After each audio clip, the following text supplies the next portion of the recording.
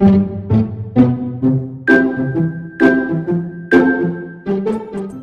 Everyone, welcome to my channel. Hope you are all doing good. आज हम portrait बनाने जा रहे हैं बीटीएस स्टार जंगकुक की। तो देखो, जब भी हम फेस शुरू करते हैं तो इसकी पोजीशन पहले देखनी है। थोड़ी सी टिल्ट है टुवर्ड्स राइट, जैसे आप देख रहे हो कैमरा को, तो राइट हैंड साइड में थोड़ा टिल्ट है। तो इसलिए मैंने थोड़ी पहले से ही एक स्लैंटिंग लाइन करा है एंड उसी को हम फेस बनाने के लिए उसी के हेल्प से बनाएंगे। और इसकी जो आप जब भी कोई फेस बना रहे हो या कोई भी चीज़ बना रहे हो, उसकी आउटर लाइन को पहले स्मॉल लाइंस में कन्वर्ट करो। ठीक है, अभी मैंने नीचे का उसका बस पोजीशनिंग देख रही हूँ कि ताकि पूरी फेस उसकी आ जाए मेरे उस पेपर में। थोड़ा सा आपको भी देखना होता है कि उसकी जो फेस का लेंथ है एंड उसकी जो नीचे की जो भी ड्राइंग रहती है वो आपको एक पेज में लानी होती है। तो आप वैसे आप थोड़ा सा रफ़ स्केचिंग तो करनी पड़ती है बिफोर यू स्टार्ट। तो यहाँ पे मैं थोड़ा सा बस रफ़ सा ही करा है, ज़्यादा डिटेलिंग नहीं दिया है अभी।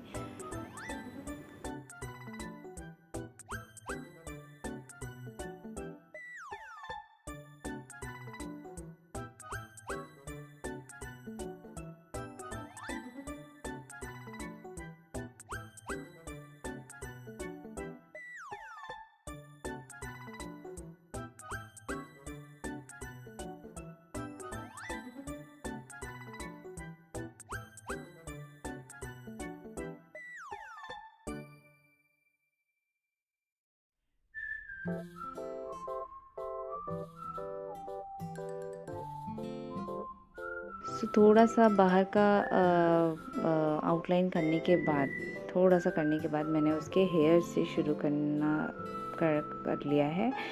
तो मुझे एज इट इज़ पता है, जो मैंने स्लैंटिंग लाइन लिया है उसके जस्ट ऊपर ही उसकी वहीं से फॉरहेड उसकी शुरू होएगी। तो मैंने उसके ऊपर थोड़े से उसके जो बाल हेयर स्टाइल है, मैंने उनको पहले करने के बाद उसके ऊपर आउटर लाइन को पहले कंप्लीट करना है मुझे। देन करने के बाद जो ये वाली लाइन है, दिस इज़ फर्स्ट जो आप कर्व देख रहे हो, this is a line for I. उसी के नीचे आई रहेगा, ना कि उसके ऊपर एग्जैक्टली। तो आप फेस टू फेस डिफ़र करता है, उसकी पोजीशंस चेंज होते हैं तो थोड़े से रूल्स भी चेंज हो जाते हैं। तो आईब्रो बनाने के बाद उसी आईब्रो के लाइन से आपको नोज़ की लाइन निकालनी होती है। नोज़ उसी से आपको आगे बढ़ना होता है। तो आपको पता होना चाहिए कि आपकी आईज़ इसी बीच में आएंगी, नोज़ वाली लाइन नेक्स्ट जो कर्व है नोज़ वाली लाइन है कि नोज़ भी उसी के अंदर ख़त्म होना चाहिए। लेकिन किसी किसी का होता है ना, नोज़ फ्लैट होता है, लॉन्ग होता है, लंबा होता है, कभी छोटा होता है, और किसी के पास शार्प नोज़ भी होते हैं। तो ऐसे डिफ़र करता है पर्सन टू पर्सन। फिर जैसे ही आप आओगे, दिन जो लास्ट कर्व है वो वाली लाइन है लिप्स की। आइदर उसके ऊपर कभी कभी ख़त्म हो जाती है, किसी की नोज़ एंड लिप्स में गैप भी होते हैं कभी ज़्यादा, किसी का कम होता है।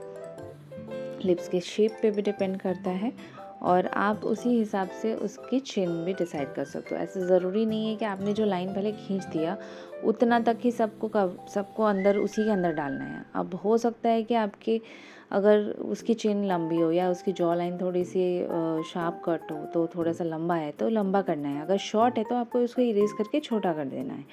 ठीक है, तो उस हिसाब से आप चीज़ों को, पोर्ट्रेट को शुरू करो एंड करना उसमें स्टार्ट करो।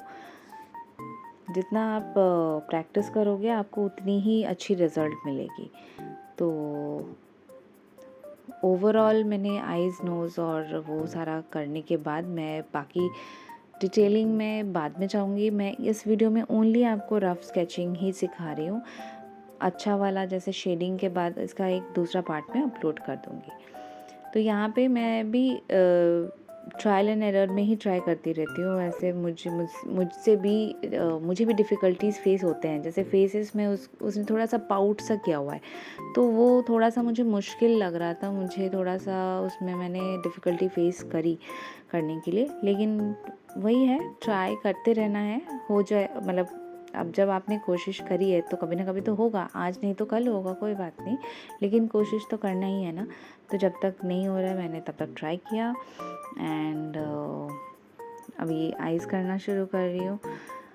अब आइज़ के लिए हमेशा आपको ये देखना है कि दोनों आइज़ के थोड़े से जो अगर आपको फुल दिख रहे हैं ना, दोनों आइज़ के लेंथ सेम होने चाहिए और डिस्टेंस उसके बीच में एक आई का होना चाहिए। हाँ, बहुत ज़्यादा टिल्ट है, फेस थोड़ा उस साइड का कम हो जाएगा, देन फिर आई की शेप छोटी हो जाएगी जिस साइड टर्न हो रखा है उसने। ठीक है, थोड़ा इसमें पूरा ऑलमोस्ट उसके सारे फीचर्स दिख रहे हैं प्रॉपरली और पूरा टर्न भी नहीं है, जस्ट उसके फेस टिल्ट है लेकिन फ्रंट व्यू फ्रंट है। ठीक है।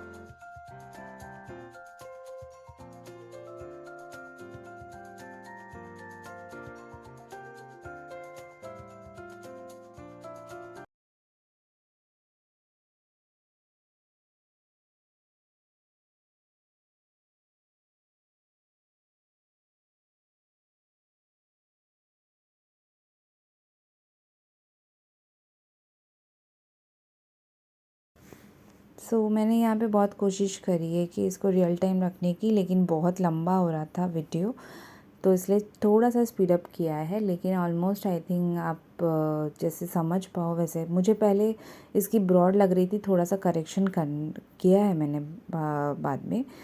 वन गो में कभी कभी हो नहीं पाता है, तो मैंने इसको इसीलिए रखा है कि देखो हमें भी मतलब टाइम लगता है चीज़ों को करने के लिए, लेकिन हाँ, अगर रेगुलर प्रैक्टिस करो तो थोड़ा फास्ट हो जाता है, चीज़ें समझ में आ जाती है जल्दी कि कहाँ गलती हुआ है, तो उस हिसाब से हम रेक्टिफिकेशन जल्दी कर सकते हैं।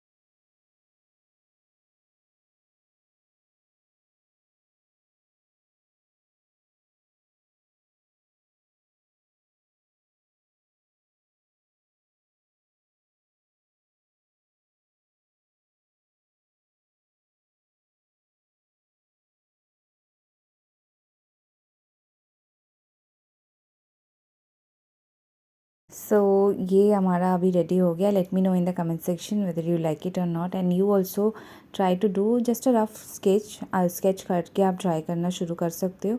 और इसकी जो फिनिशिंग है, मैं इसकी नेक्स्ट पार्ट वीडियो मैं इसको अपलोड करूँगी. मेरा अभी ये इतना ही हो पाया है.